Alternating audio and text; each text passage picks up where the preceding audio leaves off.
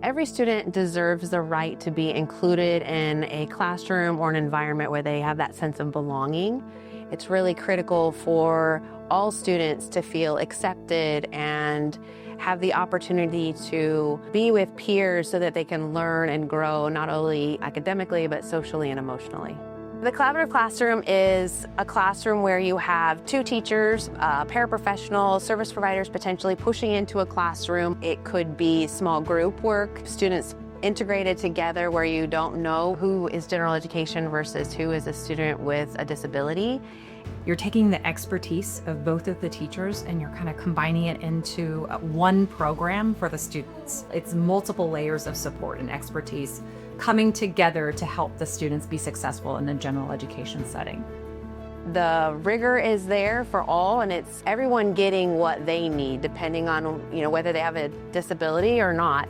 Another teacher who specializes in special education services is with me in my classroom, or his paraeducator who helps or sprinkle their special expertise while I'm teaching science lesson or STEM lessons.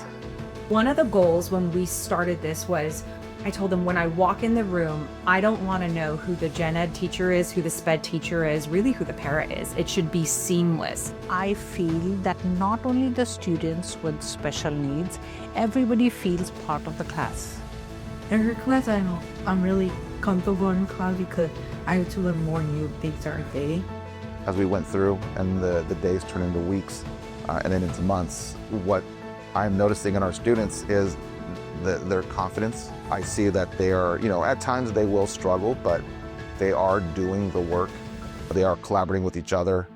They're asking for help. The degree that every teacher has stepped up to be supportive of my students has been tremendous.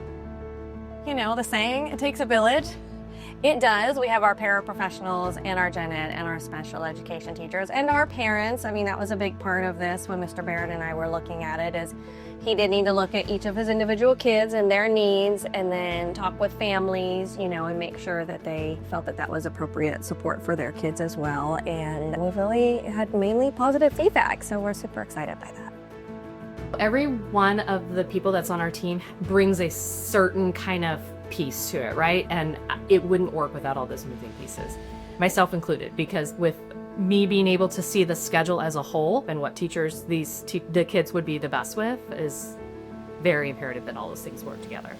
At Lathrop High this school year, with the inclusive classes that they piloted, all students were successful academically, behaviorally, socially, but I think it was a positive, unexpected outcome because all students were successful. Since we've started the balloting process, and I talked to the kids about, well, how's that algebra class going? Are you ready for geometry next year? And I haven't had anyone that says no. They're ready to move on to something harder without trying to get the easy way out, which I think sometimes if they're in supported classes all day, they just feel like they can't do more. So their confidence is built quite a bit and they're ready and willing to do harder things. I don't have behaviors in this class. Why is that? Is because they're so busy doing work that they don't have time to have those behaviors that that sometimes they do have. And I do have a lot of students that don't miss out, and I do see them almost every day. We believe that all students can achieve high levels if they have the right tools and supports in place. I think sometimes we don't presume competence for our students, and I don't think people do it out of maliciousness. I think we have this idea that we want to shelter and protect our students, but by doing that, we inadvertently limit their potential, and in the end, we're actually doing more harm. I always give them an example that if you can play together, why can't you read together? PE is not separate for students with special needs, so why we can't have science in one room together? You can do it, so co-teaching is a very good example.